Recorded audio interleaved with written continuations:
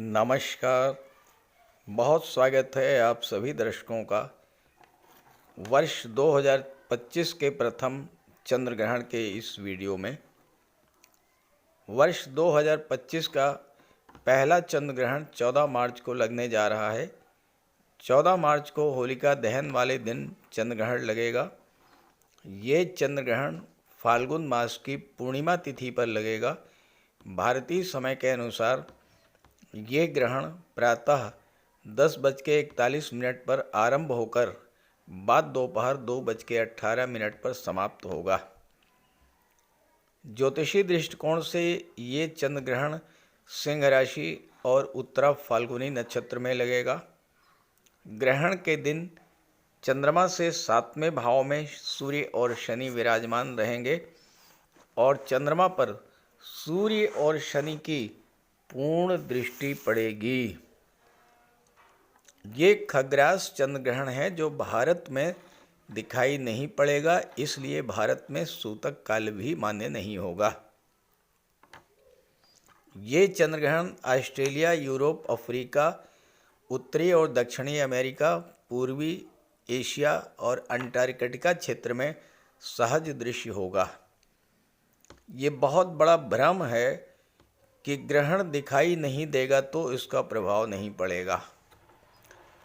भले ही ये चंद्र ग्रहण भारत में दिखाई पड़े या ना दिखाई पड़े, लेकिन चंद्र ग्रहण के समय जो रेडिएशंस निकलते हैं, जो विकिरण उत्सर्जित होते हैं, जो ग्रह स्थितियां बनती हैं, उनका प्रभाव तो पड़ता ही है। इसलिए चंद्र ग्रहण से एक सप्ताह पूर्व और एक सप्ताह बाद तक विशेष सावधानी और उपाय तो करने ही पड़ेंगे। चंद्रमा है हमारा मन, हमारी इमोशंस, हमारी भावनाएं। चंद्रमा माता का स्वरूप है। जब चंद्र ग्रहण लगेगा तो केतु के प्रभाव से ग्रहण लगेगा और शनि की दृष्टि पड़ने से विष योग भी बनेगा। साथ ही राहु बुध शुक्र से षडाष्टक संबंध बनेगा। ऐसे में चंद्रमा बहुत अधिक पीड़ित होंगे और जब चंद्रमा पीड़ित होंगे तो हम भी मानसिक रूप से बहुत अधिक पीड़ित महसूस करेंगे। हमारी भावनाएं, हमारा मन, हमारे इमोशंस पर बहुत अधिक नकारात्मक प्रभाव पड़ेगा। इसलिए चंद्र ग्रहण से एक सप्ताह पूर्व और एक सप्ताह पश्चात तक विशेष रूप से सावधानी बरतनी होगी और लगातार उपाय करते रहना होगा। तो मिथुन राशि के जातकों पर चंद्र ग्रहण का क्या प्रभाव पड़ेगा, इसी का विश्लेषण करेंगे इस वीडियो में। ये विश्लेषण आपकी चंद्र राशि के आधार पर किया जा रहा है और वीडियो के अंत में मैं आपको गर्भवती माताओं के लिए विशेष सावधानियां और उपाय इस पर भी चर्चा करूंगा। एक कुंडली के माध्यम से मैं आपको 14 मार्च की ग्रह स्थिति समझा रहा हूं। देखिए, चंद्रमा सिंह राशि में गोचर कर रहे हैं और चंद्रमा के ठीक सामने सूर्य और शनि का गोचर है कुंभ राशि में। चंद्रमा पर सूर्य और शनि दोनों की सीधी दृष्टि पड़ रही है। शनि की दृष्टि पड़ने के कारण विष योग बनेगा। ग्रहण के समय चंद्रमा का अंश बल है 28 डिग्री, यानी चंद्रमा बहुत अधिक कमजोर स्थिति में हैं। देखिए, जो अंश बल है उसको आप यूँ समझें कि ये यहाँ पर 0 डिग्री है, यहाँ पर 30 डिग्री है और यहाँ पर 12 डिग्री है और यहाँ पर 18 डिग्री है। तो 12 डिग्री से 18 डिग्री तक अंश बल अगर है तो कोई भी ग्रह मजबूत होता है। इसके पहले या उसके बाद कमज़ोर होता है। अब 0 डिग्री पर है तो बाल्य अवस्था हो गई, 30 डिग्री पर है तो मृत अवस्था हो गई। तो चंद्रमा वैसे भी बहुत अधिक कमज़ोर स्थिति में है इस समय। दूसरे, शनि का प्रभाव। तीसरे, केतु का प्रभाव। केतु के प्रभाव से ग्रहण लग रहा है। केतु कन्या राशि में गोचर कर रहे हैं और एक खराब स्थिति और बन रही है, और वो ये है कि बुध, शुक्र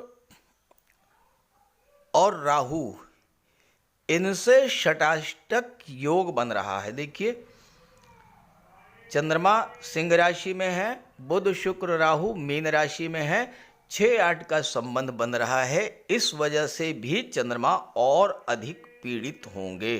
तो आइए अब समझते हैं कि इसका क्या प्रभाव पड़ेगा। तो ये है मिथुन राशि के जातकों की कुंडली। आपके लग्न के स्वामी हैं युवराज बुध, जो कि कुंडली के दशम भाव में गोचर कर रहे हैं शुक्र और राहु के साथ। लग्न में मंगल का गोचर है, गुरु 12वें भाव में है, सूर्य और शनि भाग्य के भाव में हैं। केतु के प्रभाव से चंद्र ग्रहण लग रहा है और केतु चौथे भाव में है, चंद्रमा तीसरे भाव में है। सूर्य और शनि की सीधी दृष्टि चंद्रमा पर है और चंद्रमा की दृष्टि भाग्य भाव पर है। ये तो ग्रहण के दिन 14 मार्च 2025 की ग्रह स्थितियां हैं। अब देखिए, चंद्रमा पर शनि की दृष्टि पड़ने से विष योग बनेगा। केतु के प्रभाव से ग्रहण लग रहा है। केतु क्या है? केतु अलगाव के कारक हैं, डिटैचमेंट के कारक हैं। केतु विघ्न, बाधा, रुकावट पैदा करते हैं।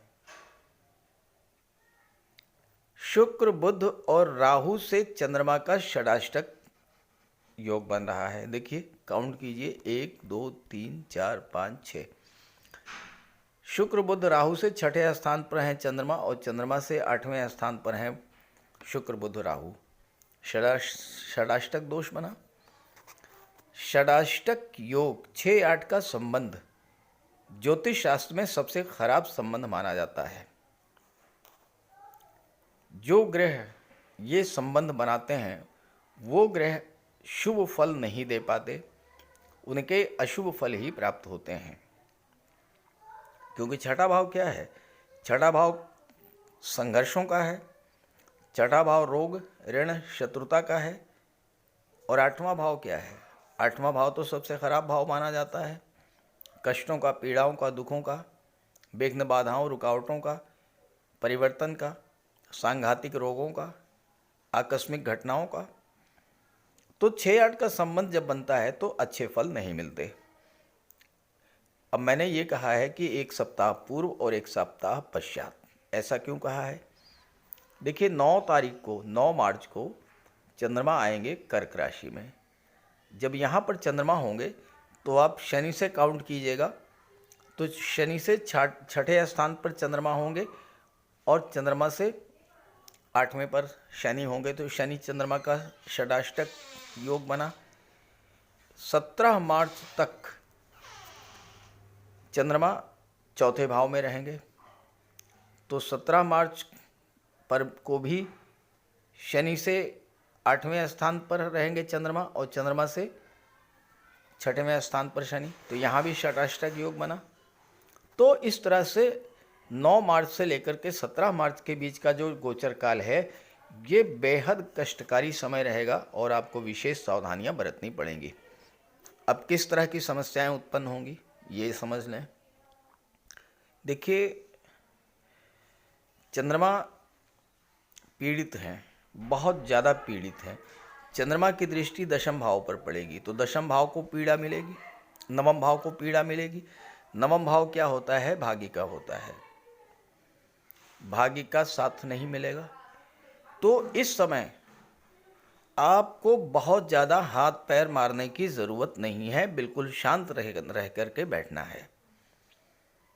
काम कारोबार में स्थितियां आपके अनुकूल रहें या प्रतिकूल रहें, अप डाउन्स देखने को मिले या सामान्य स्थिति रहे, जो भी स्थिति रहे, चूँकि भाग्य का साथ आपको नहीं मिल पा रहा है तो इसलिए बिल्कुल शांत मन से बैठिएगा, भगवान भोले शंकर की आराधना कीजिएगा। बहुत ज़्यादा आपको परेशान होने की, बहुत ज़्यादा चिंता करने से कोई लाभ आपको नहीं मिलने वाला है। जो भी आपको इस समय मिले उसी में संतोष कीजिएगा, कोई शिकायत मत कीजिएगा, क्योंकि 17 मार्च के बाद स्थितियों में परिवर्तन आ जाएगा। अब देखिए, शुक्र 10वें भाव में बैठे हैं। शुक्र से चंद्रमा का षडाष्टक योग बन रहा है। शुक्र 5वें भाव के स्वामी हैं। निवेश को लेकर के, खास करके शेयर मार्केट में निवेश को लेकर के कोई जल्दबाजी मत कीजिएगा, कोई बड़ा निवेश मत कीजिएगा। अपने रिलेशंस को लेकर के बहुत सावधान रहिएगा। छोटी सी बात को लेकर के कोई बड़ी बात बन सकती है, इसलिए इस गोचर काल में वाणी पर संयम रखिए। बुध से षडाष्टक योग बन रहा है। बुध आपके लग्न के स्वामी हैं और चौथे भाव के स्वामी हैं। मन आपका अशांत रहेगा, निर्णय क्षमता प्रभावित होगी, निर्णय आपके गलत होंगे। इसलिए इस समय धन को लेकर, प्रॉपर्टी को लेकर, बच्चों को लेकर, शिक्षा को लेकर, जीवन साथी को लेकर, व्यापार व्यवसाय या नौकरी को लेकर के किसी तरह का कोई डिसीजन जल्दबाजी में नहीं लेना है। बेहतर ये होगा कि किसी तरह का कोई फैसला, कोई निर्णय कुछ समय के लिए टाल दें। चंद्रमा तीसरे भाव में है। तीसरा भाव यात्राओं का होता है। नवम भाव पर दृष्टि है। नवम भाव लंबी यात्राओं का होता है। यात्रा करने से बचें। यात्राओं में धन हानि हो सकती है, स्वास्थ्य खराब हो सकता है, या कोई कीमती सामान चोरी हो सकता है, क्योंकि राहु की दृष्टि है। राहु से षडाष्टक योग बन रहा है। इसलिए बेहतर ये होगा कि इस गोचर काल में किसी तरह की कोई यात्रा अगर है तो उस यात्रा को टालें और भगवान भोले शंकर की आराधना करते रहें। 17 मार्च को जैसे ही चंद्रमा राशि परिवर्तन करेंगे, पंचम भाव में आ जाएंगे, स्थितियां बदल जाएंगी। सूर्य के प्रभाव से शनि अस्त हो चुके होंगे, भाग्य का साथ मिलने लगेगा। अब यात्राओं से आपको लाभ मिलेगा। कार्य क्षेत्र में जो समस्याएं थी वो भी समाप्त होंगी, कार्यों को गति मिलेगी। विदेश जाने का योग बनेगा, विदेशों से धन की प्राप्ति होगी। आपके व्यक्तित्व में एक नया परिवर्तन देखने को मिलेगा। आपके मन की जो निगेटिविटी थी वो समाप्त होगी। मन का जो चिंता, तनाव और डिप्रेशन की स्थितियां बनी थी वो स्थितियां भी समाप्त होंगी और एक नए जीवन की ओर आप आगे बढ़ेंगे चंद्र ग्रहण के पश्चात। तो इस गोचर का लाभ उठाइए और जो सावधानियां, जो उपाय मैंने बताया उसका विशेष ध्यान रखिएगा। साथ ही साथ ग्रहण के समय 14 मार्च को 11 बजे से लेकर के 2 बजे के बीच विष्णु सहस्त्र नाम का पाठ कीजिएगा और कम से कम 1 माला ओम नमः शिवाय का जाप कीजिएगा, तो ग्रहण का कोई अशुभ प्रभाव आप पर नहीं पड़ेगा।